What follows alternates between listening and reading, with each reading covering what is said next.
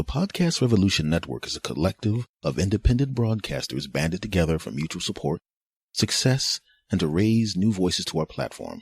Our shows are made possible through listeners like you supporting our cause.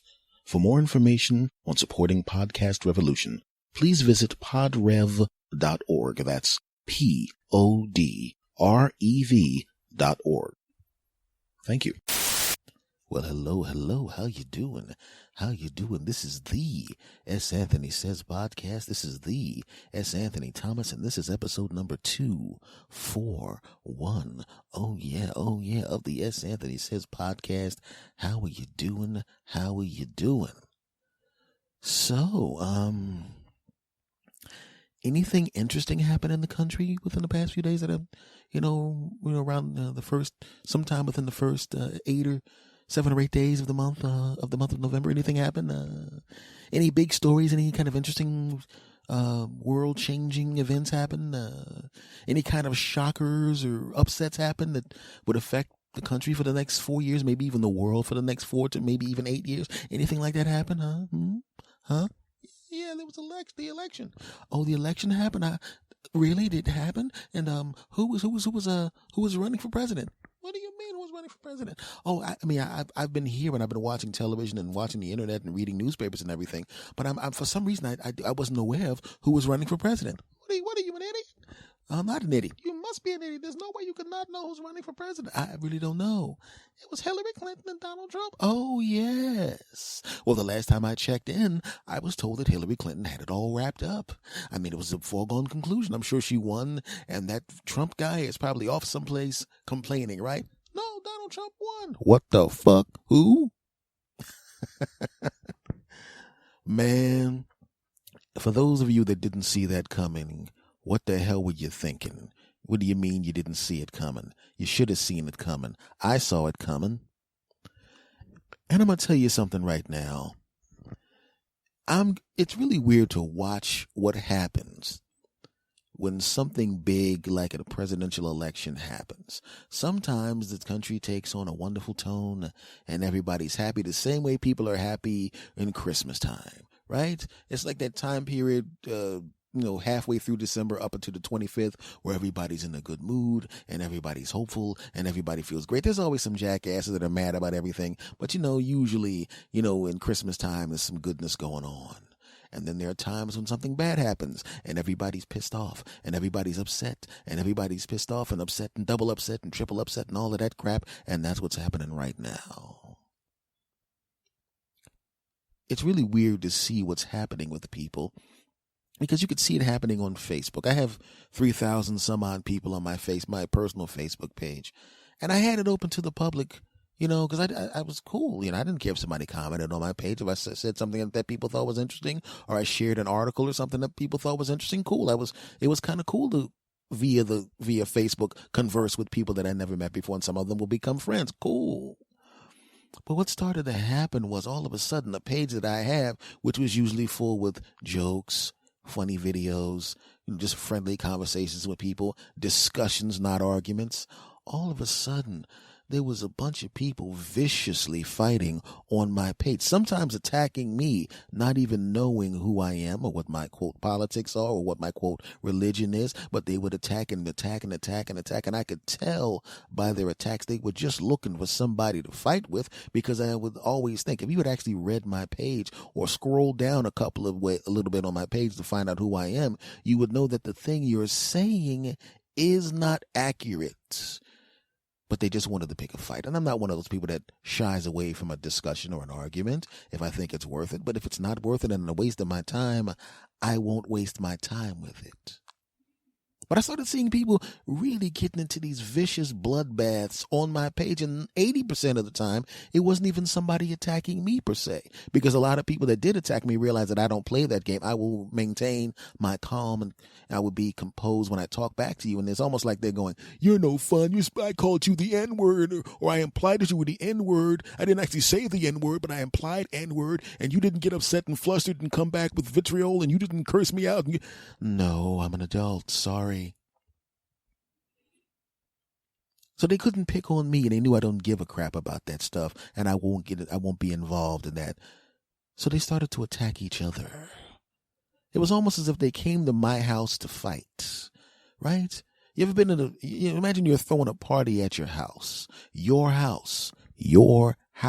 and you had some deck chairs, and one was kind of in the way. Not even a big deck chair. There's a whole bunch of other deck chairs, but this one happened to be in the way. You pick up the deck chair, you move it over someplace, and you go, I'm going to put this right here for a minute, and you start to walk away. And then you look back, and an innocent deck chair that you just moved out of the way temporarily, all of a sudden you see two dudes with their shirts off, with butcher knives and hatchets and guns and RPGs facing each other, and they're fighting over that chair that's not even their chair. I'm going to sit in this chair, you piece of crap. Oh, yeah, well, I'm going to sit in this chair. I don't care what you do. I'll kill you. No, I'll kill you. I'll kill you. I'll kick your ass. I'll kick your ass. And then all of a sudden, the music from the 60s era Star Trek TV show comes on. You know, the music that would always come on when Captain Kirk was fighting somebody or anybody was fighting somebody. Maybe because they probably couldn't afford different fight music because, let's be honest, it's not like they had the biggest budget. You saw the special effects on that crap. I know it was a show was before my time.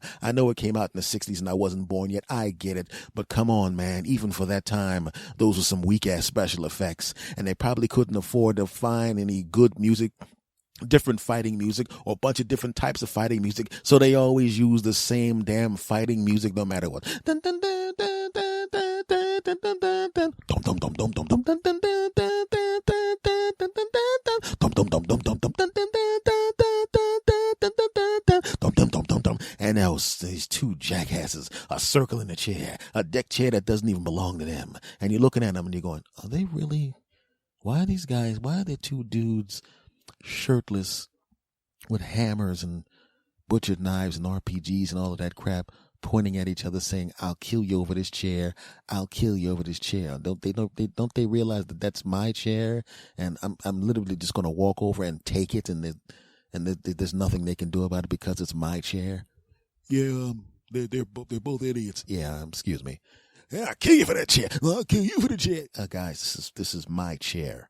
I don't care. I'm already upset, and it doesn't matter why I'm upset. I now know and have directed all of my anger towards that guy, and I don't even know why, but it doesn't matter because I'm mad. Oh, yeah, well, I'm also mad, and I don't even know why we're fighting. You guys were fighting over this chair. What chair? Wow, you two are idiots. Listen, I'm going to move my chair now because I don't want any blood on this chair. I just sanded and stained it, and I don't feel like getting any blood on it and anything like that. But this rug is an indoor-outdoor rug, so if you guys stab each other to death and mutilate each other right here, it's cool. I can just take the hose out and hose off your blood and brain remnants and all of that crap. So but do me a favor, if you guys decide to shoot at each other, could you aim in east and west, because the party guests are north and south of you, and I would want people that I actually like and I'm glad are here to actually be injured by you two jackasses. Okay. You know what I'm saying? Okay, so is that okay? Yes, okay. Well, yeah, I was gonna shoot him. I was just gonna stab him. Oh, okay. What about you? Yeah, I'm just gonna hit him with this hammer. Oh, okay. Well, then I really got nothing to worry about. I'm gonna go outside with this deck chair and hang out with the rational people, and you two can bludgeon each other to death. Okay. And whoever wins gets the last burger, because I'm assuming you guys are going to be sitting in here for a long period of time arguing and battling about nothing. So, I'll save one hamburger. I would save two, but I have a feeling that one of you are not going to get out of this alive. So there'll be one hamburger for the winner, okay? And I'd continue arguing and fighting over nothing in particular, okay? All right, bye-bye, rational person. Not a problem. Jackasses. And that's what my Facebook page was like. I mean, it was really that bad. People talking about each other's mother, and you're not there, and you should get out of the country, and F you. Oh, yeah, well, you're there, and you were there. And these are adults. I'm looking at the pictures. I'm reading the bios. I actually went and read the bios of the people that were arguing on my page, and these were highly intelligent, highly educated, sometimes, individuals, excuse me, were fighting. And sometimes they forgot why they were fighting. I mean, when you go to your Facebook page and there's 75 replies, only one of them to you, and it's two people battling back and forth. I actually had friends of mine reply under the replies going, yo, S, what the fuck is this? And I'd reply, I don't know. And those guys didn't even realize we were ridiculing them. They were so focused in on each other.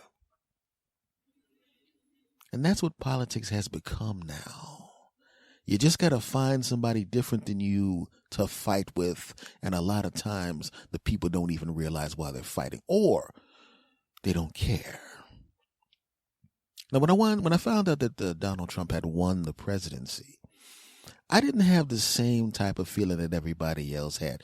Was I disappointed that I voted for someone who didn't win? Yeah, of course you are, because you vote because you know that this person can affect your life. And if you vote for a particular person, you're voting for, a particular direction, hopefully a direction that is beneficial to, if you're a rational and compassionate person, beneficial to you and as many people as possible.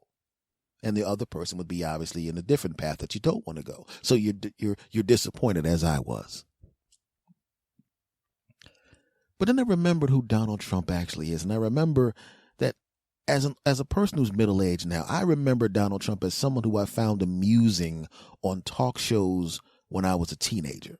Okay, when he was back in the day, when I would see Donald Trump on TV, I just saw the rich guy from Atlantic City in New York and all of that crap, and I lived in Philadelphia then. And he'd come on TV and he'd brag about what he had and brag about who he was getting it on with. And he'd run around with the money. And in the back of your mind, you're going, hey, this guy's living a life. You didn't pay much attention. All you saw was a dude with money and hot women and lots of stuff. And he'd come on TV and he'd come on these talk shows. And sometimes the host would make fun of him a little bit and make fun of his hair. And he didn't give a crap. And so he was somebody I found kind of amusing on television. I didn't know about some of the stuff that was going on up in New York because I wasn't going up in New York at that time. And then as I got a little older, I started realizing what was going on. And I was like, okay, well, he's not necessarily the kind of person I would hang out with or would hang out with me.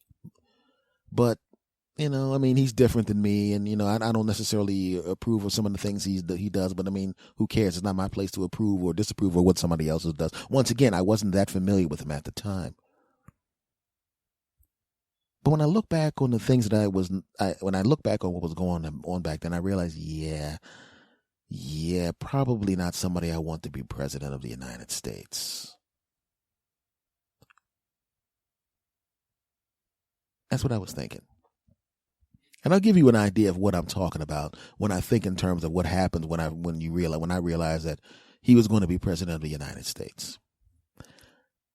Back then, like I said, he amused me on television. And even if he was saying something I disagreed with or didn't like, I found him a little bit charming. So he was kind of to me like that uncle. Now, I don't know if Donald Trump drinks, and I'm not saying he's a drunk or anything like that. I'm just using this as an analogy, so understand that. You have that uncle that says outrageous things, but you still kind of like him. You like him enough to invite him to your house when you have a party. And in this case, like with Donald Trump, you invite him into your house on television. So you feel comfortable with him there. I never turned the channel because Trump was on back then, right? But that uncle in your house, he drinks, right? He drinks. And usually what you do is, he's getting drunk and saying outrageous things again. Stop him. And you don't let him drive. You don't let him do anything. You keep an eye on him. He's still kind of charming, but you want him, okay, don't say that, uncle. Don't do that. That's not cool. Don't say that about her. No. Don't hug the girl. Just sit down. Just leave her alone. She's, she's not here for you to be hugging on her and all. Just sit down. Leave her alone. And the behavior is not what you need it to be or want it to be. But I can control it. I can control him. We'll discuss. We'll talk to him later on about how inappropriate what he was doing is. But right now, we just move him into another room and everything's cool. And then he comes around and he's a little bit more tipsy and he's visibly drunk. Slurring his words a little bit. A little bit off balance.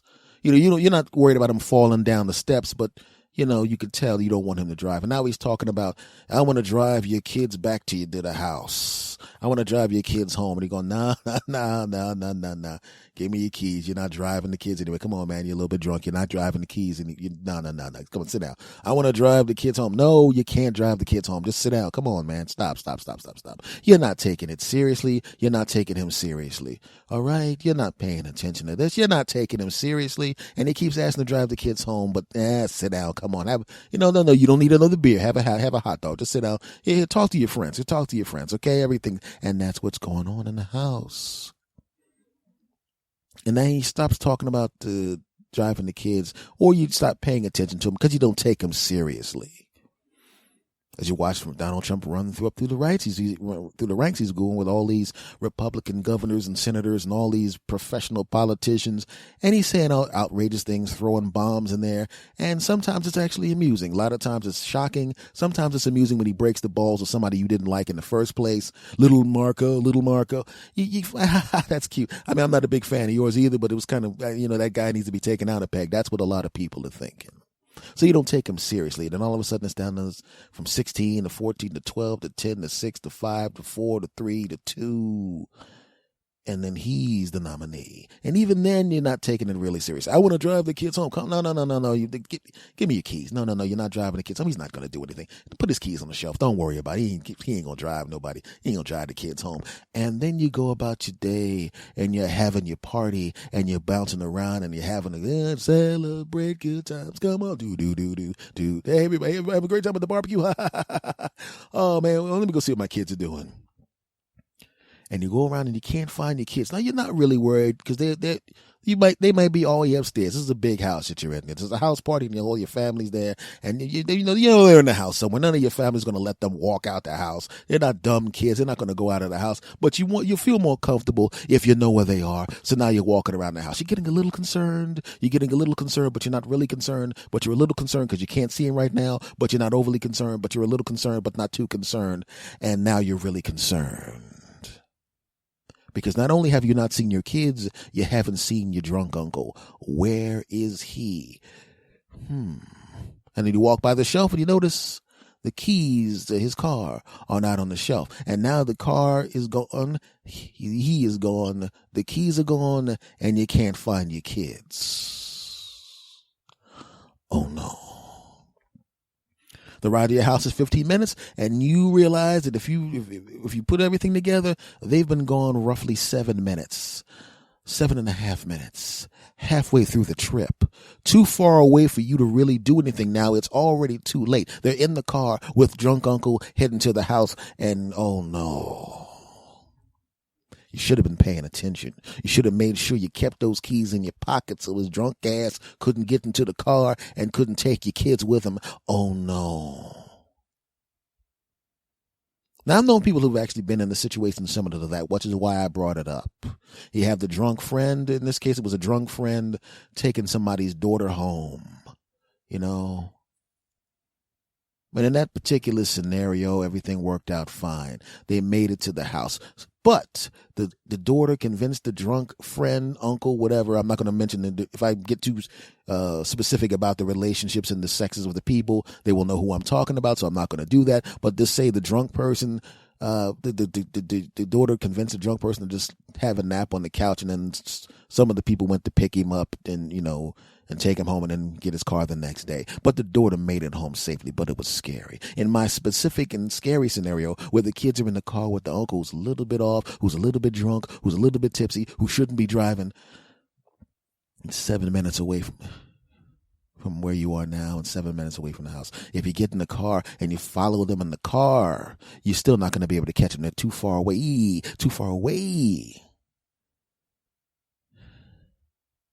And as you're driving toward your house, you're hoping you don't see that car flipped over on the side.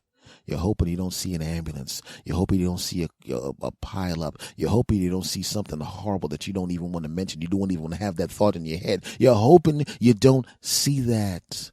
You want to see that his car at the house. You don't even care if the car's up on the lawn, as long as when you walk up behind that car, you can see your kids waving safely from the room of your house. And that's how I felt, right? That's how I felt. I don't know what this person's going to do in the White House. I have no idea what Donald Trump is going to do in the White House. I know I don't agree with him on many things. I get that. But I also know that sometimes, even somebody you don't agree with, even somebody you really don't agree with, sometimes the reality of the situation hits them and it alters them a little bit. And even though they still do things you don't like, can't stand, maybe it'll change them a little bit. Because when I watched him sit next to the president of the United States, Barack Obama, and he was shaking hands with him in their first meeting, he had a look on his face like, I just realized I'm about to become the president of the United States. This is not a building with my name on it. This is not a casino. Oh, no, no, no, no, no. If I mess up on a casino, I can just do this particular thing in bankruptcy maybe, or chapter 7, chapter 9.5, all this crap. I can do that crap and I can fix it and this, fix it and sell it. And I can liquidate it. But I can't do that as president of the United States, because you already know, as president of the United States, if you're in there, there's a very strong possibility some things you do are going to lead to a bunch of people getting killed. Like if you start a war, right? It's not the same as running the business. It's not the same as running the casino. It's not the same as saying you're fired on the television program. It's not the same thing. And you can see in his face that the reality of what's going on, what's about to happen, the responsibility that he's going to have. And if you were the kind of person that has the kind of ego that makes you a billionaire, or the kind of person that kind of has the kind of ego that he has, where he has to be everything is the best, the greatest, the top, the best. Now you realize, as a person off to the side, who's a billionaire, who has a television program, who has a brand, even people that don't like you that much kind of find you amusing, right? People just kind of know you're there and they find you amusing. Now you realize someone who needs to be loved and respected and looked up to. Half the fucking country hates your guts. The other half loves you, but half hates you. A lot of people around the world can't stand you. And you know for a fact that the people who are doing terrorist acts love the fact that you're president of the United States.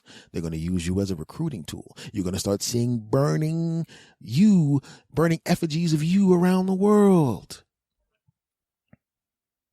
It's not like running a business. It's not like campaigning when you're standing in a room full of people that already like you. Oh no. Now you're the most powerful human being on the planet. You thought you had power with having some money. That's nothing compared to what you have now. You have nuclear codes now. You can make a phone call and make a whole continent disappear.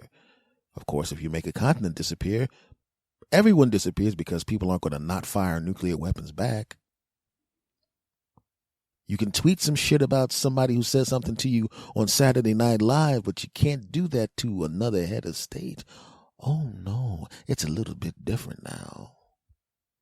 And I could see all of that on his face. Now, this is not a thing to bash the guy. I'm just telling you how I felt at the time, you know? And I think that in many, many cases, I wish that people in this country would take it more seriously. Who they put there, right? Because a lot of times you'll see a really, really good, cool, great, awesome person who doesn't quite look the part, but has all the tools, and we poo-poo. Your hair's funny, get out of here. You went, yeah! Nope, get out. He's not the kind of guy that I want to have a beer with, right? And there's some people that don't even want a woman for president. I wasn't one of them because I voted for one, right?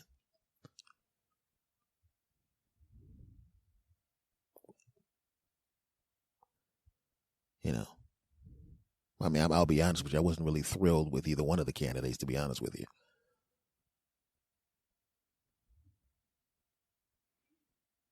But I'll tell you the truth. I'm curious what this ride to the house with the kids in the car is going to look like. I'm hoping, as the rest of them, as Americans, when we pull up in front of our house, the car that was carrying our kids is neatly parked in front of the house. Like I said, you look up in the kids' room, the lights on, and they're waving to you.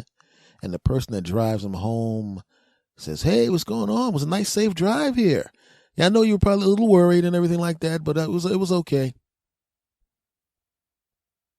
That's what we're hoping for.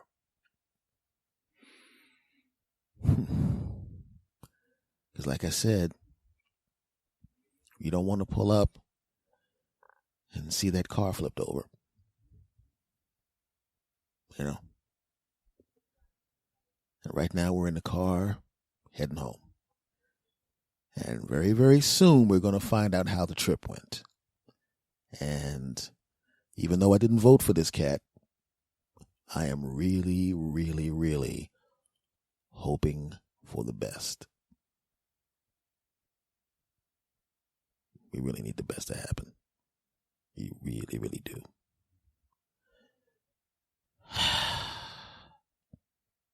Segment over. All right, guys, I want to talk to you about something.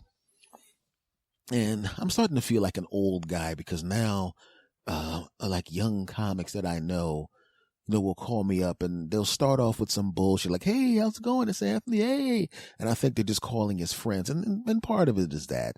But then I hear a little bit of the brain picking, which is fine. I picked the brains of older performers when I was younger also. But then I notice what's happening, and I can see them starting to make the same mistakes that I used to make. And I made a huge mistake the first time I was out in LA. I didn't pay attention. I didn't scout out what I was doing. I just thought being good enough was good enough, and being good enough is never just good enough. It isn't.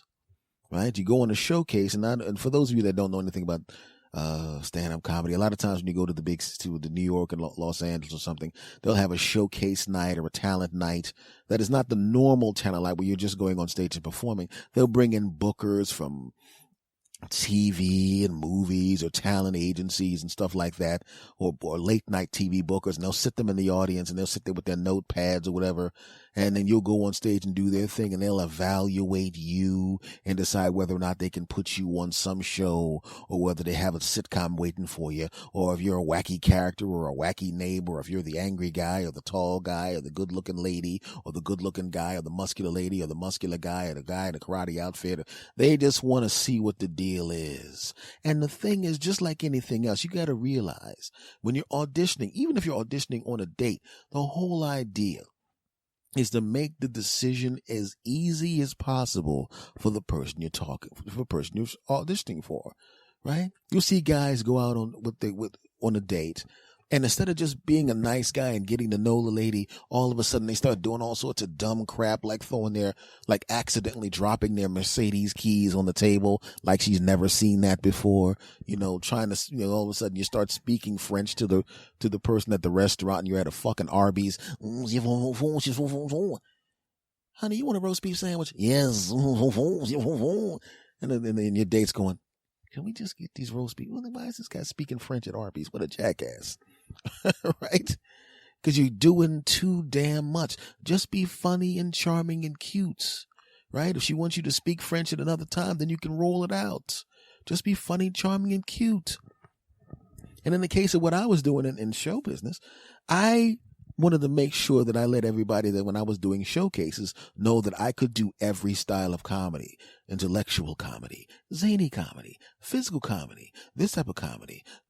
I could do all of that stuff. And I made it a point that in my short set, when I was doing all these showcases, when I had all these people that could help me out in my career, I go on stage. The audiences was going crazy. The audiences were clapping. I got some standing ovations. I got people chanting my name, even though they only heard my name when I was introduced. All of these great things were happening. And I'm wondering why I was not picked for the big things. I got picked for some crap, but not the big crap. Nobody built a sitcom around my punk ass. I wasn't starring in any movies, and I was getting big laughs. What the hell is going on? And I was frustrated, and I didn't pay attention to what the people who were picked were doing. I didn't have to copy anybody else, but I had to watch what was working.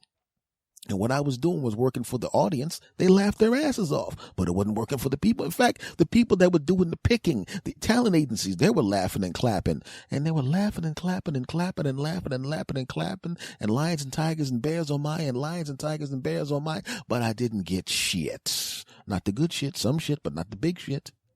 Why? I noticed that the people who got picked did one thing. They stepped on the stage. They did that thing that they do. They did it as well as can possibly be done. They didn't deviate from that. They didn't try to showcase all the crap they could do.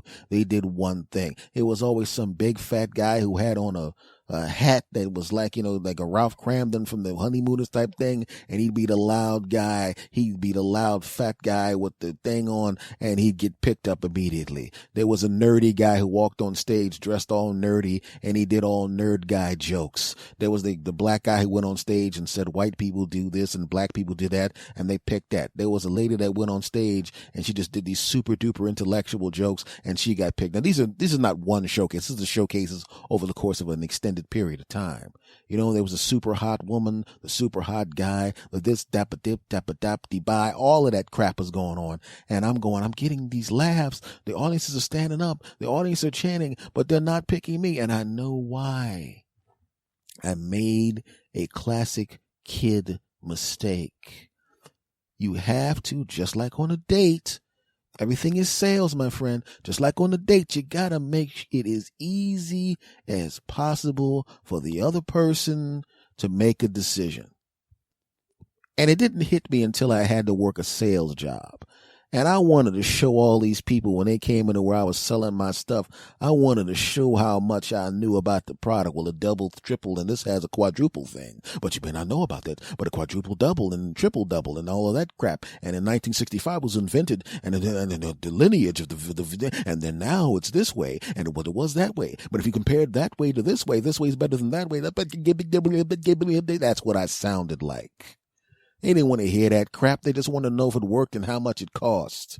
And I was talking myself out of sales because I was trying to do too damned much. It's amazing. You do too much and it doesn't work out for you. Now, people will complain that you're going to get typecast. Yeah, but if you notice, if you take that word and chop it in half, what's the second half of that? Cast, which means you're getting hired, which means you're getting funds in your bank account, you bastards. And I didn't realize that I was so busy trying to show off all this. I can do this and this and this. And I've been on dates, like I just talked about the Arby thing, where this, that, trying to impress the lady. And at first she's thinking you're cute and charming, and then she thinks you're a douchebag because you won't shut the hell up. I've been that guy too. I, of course, am no longer that guy. Now, in my case, what I decided to do was to just kind of filter down the best of what I do into stand-up. And then I started to do this thing here, and I felt, I'm like, if I'm going to do a whole lot of wacky stuff, I could do whatever the hell I want on a podcast. A podcast is mine. I own the shit.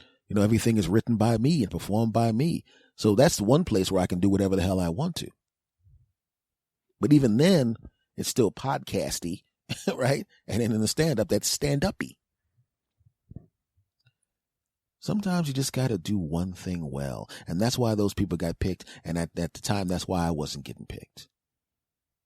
And if you really think about it, it makes logical sense to sometimes just hammer down on the one thing you do well and then wait until you get in securely, wait until you're in the game, wait until you got the job, wait until you got some power to show off all the other stuff you can do.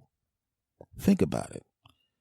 You go into the hospital and your grandma's having open heart surgery and Dr. Johnny Hartman shows up. I'm not good at thinking up names. Shut up. Dr. Johnny Hartman shows up and he's the best heart guy. And he comes in this, everybody, I'm going to now do double and triple, quadruple, double, quadruple, quintuple, but bypass with triple bypass and more bypasses. And I'm going to bypass the bypass and all of that crap. And I'm putting triple bypass and all of that crap. And that's what's going to happen. And your grandma's going to be fine. Thank you, doctor. Yeah, this is what I do. I'm really dedicated. Well, I got to go now. Her surgery is tomorrow, and I'm going to get in there and give her the double bypass and triple bypass and quadruple bypass and 10 bypasses and double bypass and triple pass and all of that crap. That's what's going to happen. Thanks, doc. All righty. And you're sitting there and you're going, Grandma, you're going to be fine. He's the best. He's going to go inside for your chest, do a triple bypass. I heard what he said, honey. It was confusing enough when he said it. It actually sounded like he was rambling the way S. Anthony Thomas does on this podcast. Grandma, let's not talk about the fantastic S. Anthony Says podcast. We'll be listening to his genius in the car on the way home and also on the way to the surgery when we're coming back to see how you're doing on surgery. We listen to his Double Genius podcast, but that's beside the point. I can plug my own show on my own show. Shut up. And so anyway, honey, so it's okay. It's going to be all right. And you leave. And oh, something happened. Your car's having problems. Oh, crap. Damn it. What's going on? We ran over something. Oh, we better take this car to the mechanic. I want to make sure that I just got this car, damn it. And let's just take it to the dealership. I know it's going to cost a little more going to the dealership, but that's okay. I want this car fixed. I don't think it's a big problem. We'll get it fixed because I want to be able to be there tomorrow when grandma comes out of surgery. I want to be there. She might not even know we're there, but she might know we're there. And I want to be there, damn it, because I love grandma. So let's get this car fixed. And then you take your car, you go into the dealership, and the guy goes, okay, people with the car, we're going to fix the car. And okay, what you do? We ran over something. Oh, let me jack it up. Oh, yeah, you just need a quadruple, triple, quadruple, double. And we know a guy, our guy's the greatest. He can fix that. You'll be on the road in a couple hours. Oh, that's fantastic. And the guy comes out to fix your car, and it's the doctor. Yeah, that's right. It's the heart surgeon. You're going, Dr. Hartman? Yeah, that's right. Yeah, what are you doing? Oh, I'm about to fix your car. Don't you have surgery on grandma like early tomorrow? Yes, I do. That's why I better get working on this engine. I don't want to lose any sleep and then fall asleep and you make a couple of mistakes in your grandma's chest and kill her. Okay, you guys wait outside. I got to fix the double, triple, and quadruple, double, and double, quadruple inside your engine here, okay? Okay, get out of here. And you're standing there going, what the fuck is this? Wait a second. Shouldn't he be reading some books or, getting some rest or mapping out the heart and all of that crap before the surgery? Why the hell is this guy? Well, maybe he knows what he's doing. Maybe he knows what he's doing. But that would make you uncomfortable, wouldn't it? Don't you want him to stick to heart surgery? Don't you want him to concentrate on that? Don't you want him to do that? If you knew that he was also a mechanic on the side, would you hire him? Or would you go, nah, I just want somebody that does heart surgery? Of course. You'd go, forget the cars, jackass. Stick to heart surgery. Well, grandma's fine now, as it turns out. Not a problem. Your cars were working and grandma's fine. That's not a problem. You're going to have a celebration. She's on her way home now after healing up, and now you're going to have it. And you call up the bakery and you say, I would like some cupcakes that say, happy heart surgery, grandma. And I'd like them delivered and all of that crap because we want to surprise her and we want a guy to come in and we want a guy to have one of those suits, and he tap dances and sings a song and says, happy heart surgery, grandma. Then we open up the cupcakes. We all have cupcakes and ice cream and all of that crap, which is going to be great. Well, it'll be a certain amount of money. I have that amount of money. Well, we'll take that money plus tax plus the money. All right, fantastic. And we'll bring it over. And you have the thing and grandma's all great and everybody's doing the thing and you see the bakery truck pull up outside. You're like, haha. And you see a guy getting out with a tap dancing outfit on. That's great. And a guy comes in and puts down the wooden floor on your floor and he starts tap dancing.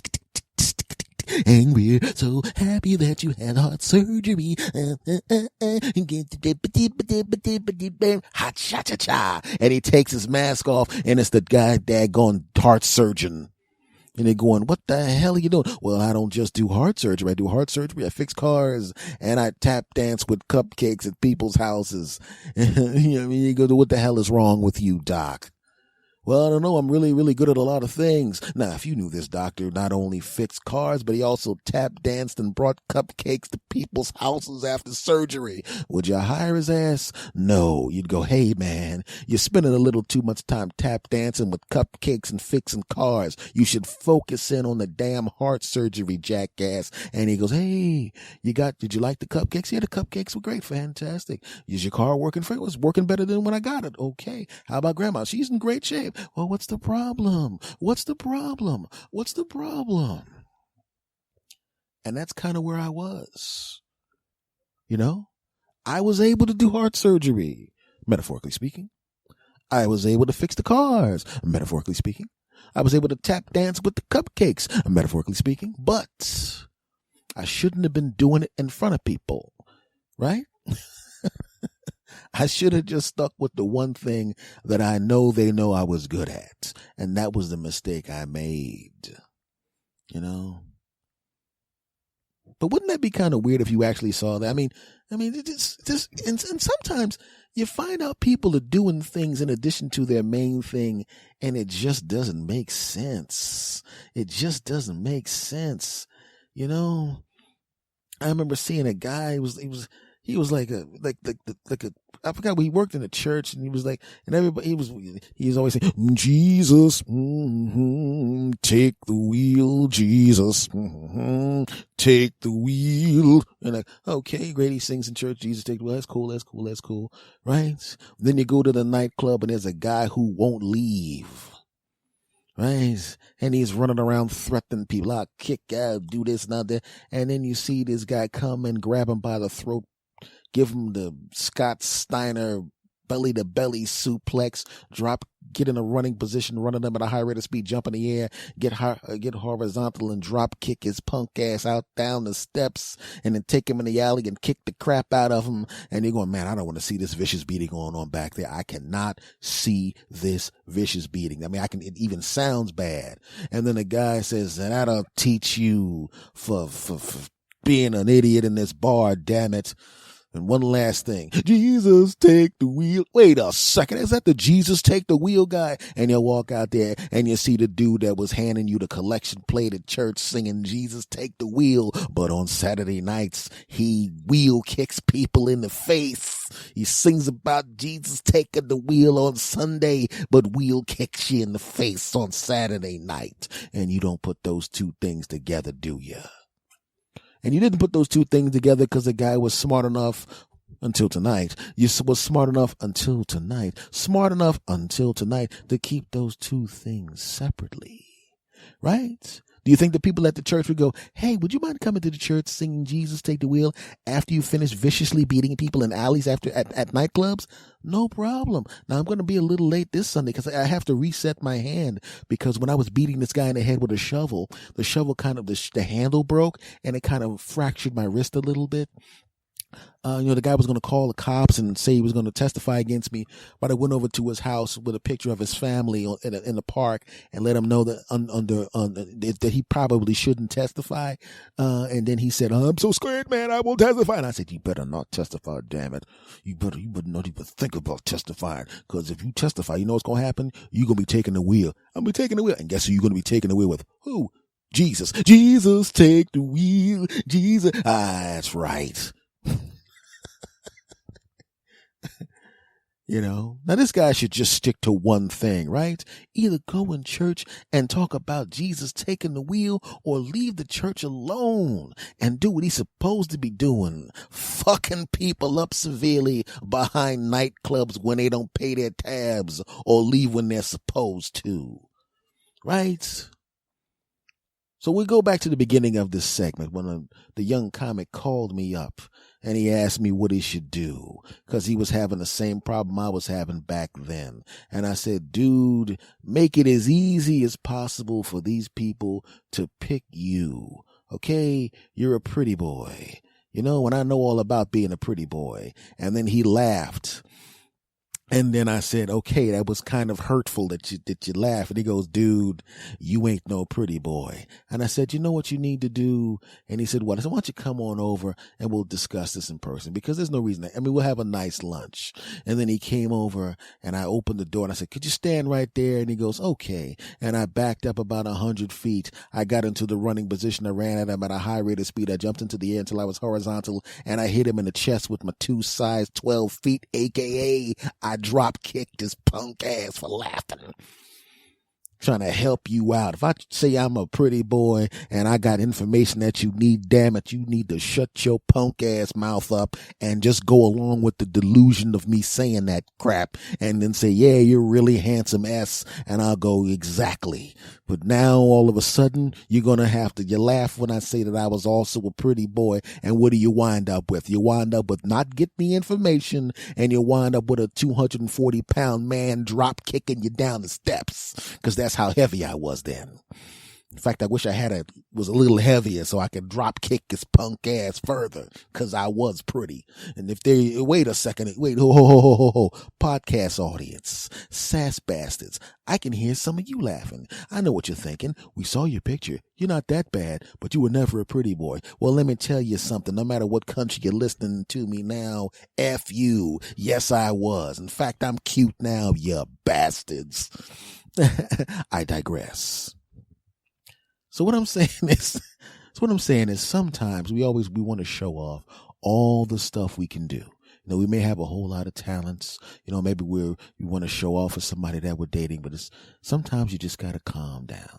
You know, if you're on stage, like I told this guy when he woke up from the drop kicking, I said, all you got to do is just find one thing you're good at, focus on that, get into the game, get hired, and then once you're securely in, then slowly bring out these other abilities, and they'll think, hey, this guy's pretty great, and you'll still get to showcase all the stuff you're really good at, which is what I'm doing now. I'm slowly rolling out abilities that I knew I had, that other people didn't know I have, and hopefully it'll turn into something special.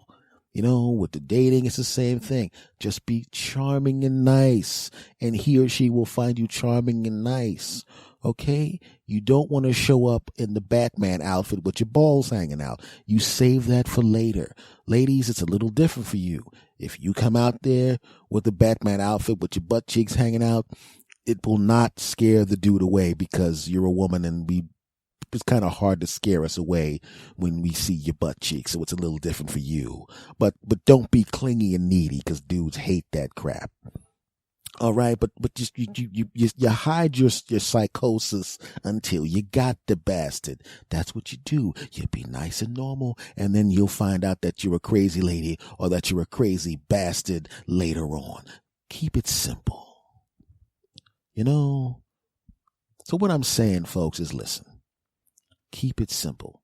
Be the master of something and not a jack of all trades, because it ain't going to work out for you if you try that crap, you bastards. Right? Of course I'm right. When aren't I right, you bastards? Much love to you. Be a master of one trade.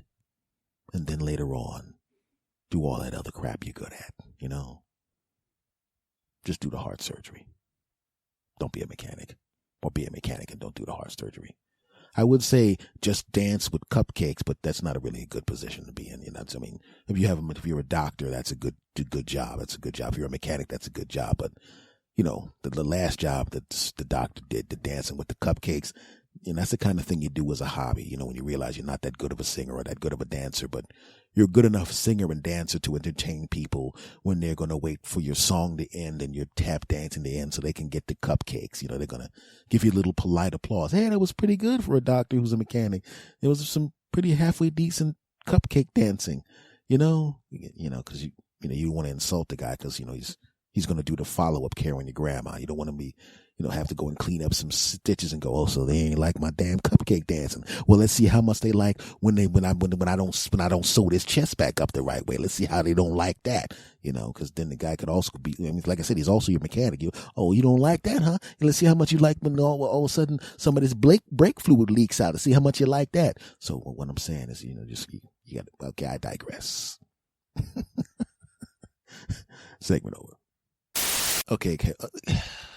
Something really weird happened to me today.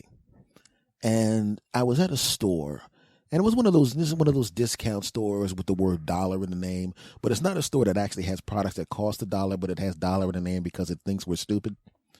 And, you know, it sells everything. And I walk by the freezer. I'm going in there because I'm going to watch the UFC. The UFC is tonight. I'm going to be watching the UFC and Dave Chappelle on Saturday Night Live, and UFC and David Chappelle.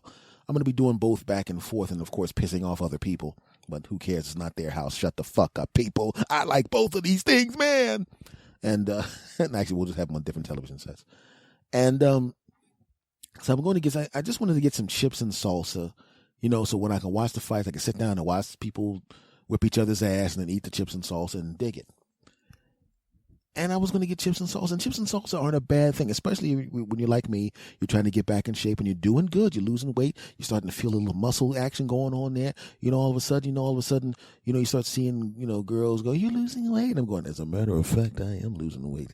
She goes, "You didn't lose that much weight yet. I'm just saying you're looking better. I'm not saying that I'm actually going to bang the crap out of you. But maybe 9 months from now, if I'm still single and you aren't such a fat bastard, I'll give you some delicious buttocks." And I go, "Well, I hope that's the case." And she goes, "You do realize that there's absolutely no chance I'll be available, right?" "I know, but I really wish you hadn't said that because I was going to use that to build up my ego."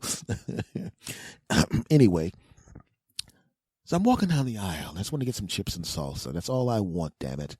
And in the back, there's a wall. You go into a store and there's a wall of those freezers and refrigerators where they have all that crap in there that there's literally nothing in that freezer that in any way is actual food or is healthy in any way. In any way. Even the stuff in there that has the word healthy in it is not healthy. It's healthier than the other stuff that's completely not healthy. It's like, hey, remember that time you decided you were trying to hide away from that bookie when you made all those bets and you didn't have the money because you thought you had a sure thing, but now he wants the money? Well, if you go into this freezer right now, the guy that's going to beat you down, he's not going to be 6'8", 350 pounds. He's going to be 6'5", 320 pounds. Ha ha! It's much better to have a guy a little bit smaller beat you into a bloody pulp every week until you come up with the money, right? No, it's the same thing, damn it.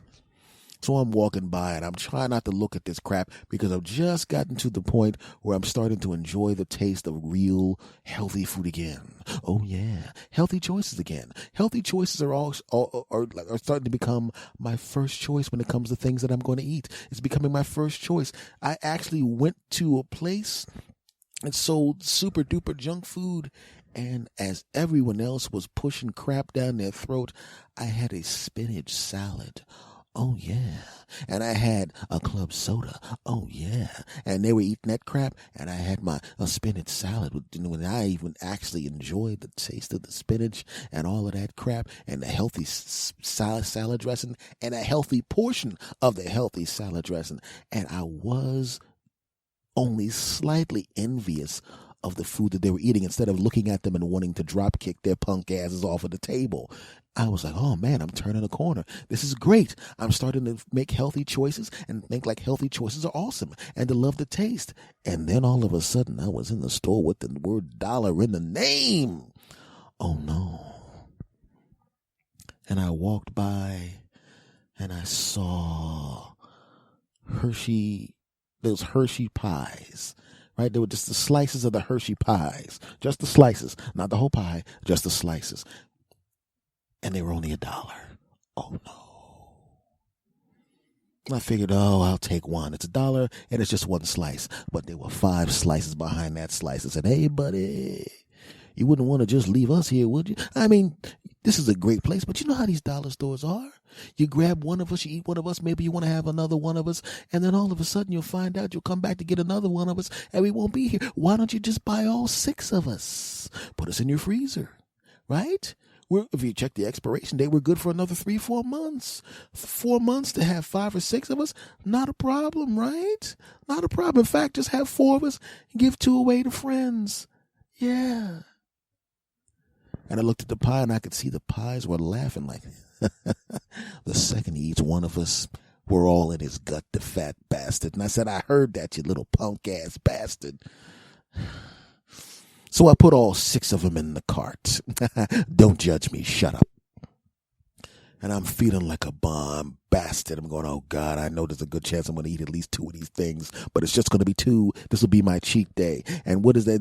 Then I looked over and there was some those little pizzas, those French bread pizzas were waving at me. Hey, man, don't forget about us, man.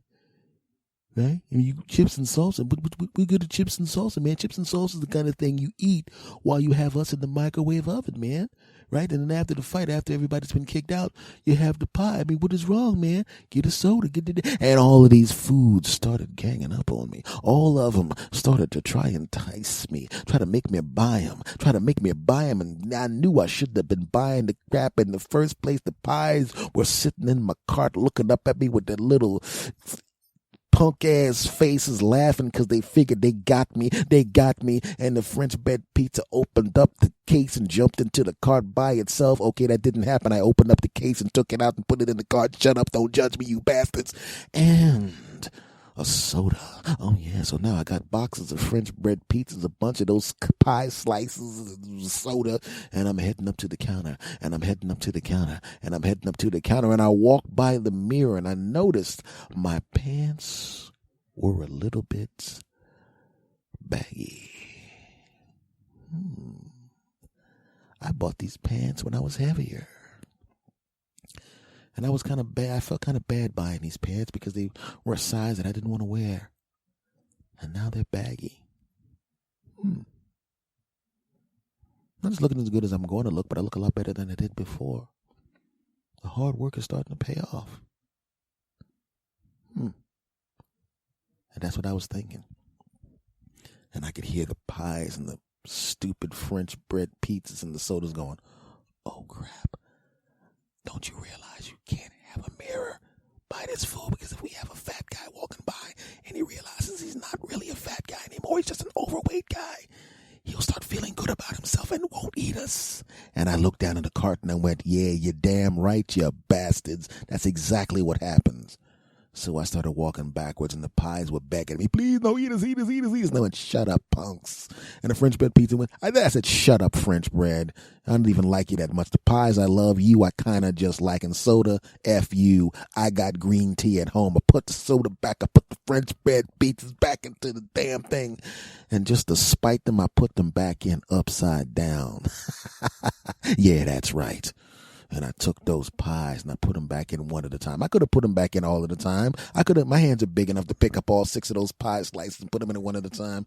But I wanted to see their anguish when they realized they went too far. If just 2 of them had gotten into the cart, they may have actually gotten into my house and maybe even into my stomach. But they got greedy and I knew what they were doing. And I put them all back. And just to spite them, I didn't even put them back in the pie section. I put them off to the side with the eggs. Yeah, that's right. Nobody's going to notice you back here with the eggs. I hope you don't. Deal with it, punk. And then I got my chips and salsa. And I put them in the thing, and I went up to the counter, and I paid for my chips and salsa. Then I got into the mighty Toyota Camry, came home, and recorded this podcast. I just wanted to let you know that I was talking about trying to shrink my buttocks, and I know there's some of you out there trying to shrink your buttocks, and I know those foods are calling your punk ass. I know those foods are trying to knock you off track. I know those foods are trying to get to you, trying to make you fall off track, trying to make you fall back to where you were. But do what I do what I did, and tell those foods to kiss your black ass. Unless you're not black, because then you would say, kiss my black ass, and the foods would go, but you're not black, and then you would go, your ass is white, and I go, well, kiss my white ass, or whatever color your ass is, tell the foods to kiss it. Don't let those foods beat you. Right now, they're probably in that refrigerator crying, but I ain't crying. I'm shrinking. Oh, yeah. I won. Segment over. Well, folks, how you doing? How were you doing? Did you enjoy the show? Of course we enjoyed the show. The show's incredible. Oh, thank you, random people around the country and the world. Thank you very much. This has been episode number 241 of the As Anthony Says podcast. Thank you very much for listening. Thank you for coming back every week. Thank you for the response to last week's episode. Here's the social media for me. I am on Twitter. My personal Twitter is @SAnthonyThomas. The show's Twitter is @SAnthonySays. Instagram is, of course, @SAnthonyThomas. The show actually has its own website, santhonysays.com. Of course, I'm on the Podcast Revolution Network, iTunes, Stitcher, TuneIn Radio, Google Play Store. I'm everywhere, baby, like oxygen. And I want to thank you for being everywhere with me. Much love to you. You were the coolest bastards on the planet. You've been very, very nice to me. Thank you for the kind words that you sent to me at this email address, talktoUsAnthony@gmail.com. Thank you for everything. I really, really mean that, my friends. I will see you again next week. And I think you probably know that because I've been seeing you again every next week for the past 3 years. But you get the point. Thank you very much, guys. Much love to every last one of you. And it doesn't matter to me where you hear me, my friends. It doesn't matter to me whether you're listening to me on your car, whether you're riding a lawnmower, whether you're on the treadmill. As long as you got me in your ears, in your hearts, in your minds, I got love for you. Thank you very much. And I'm going to say goodbye to you the way I always say goodbye to you. And I want you to say it with me on the count of 3. Ready? Cool. 1, 2, 3. S. Anthony out.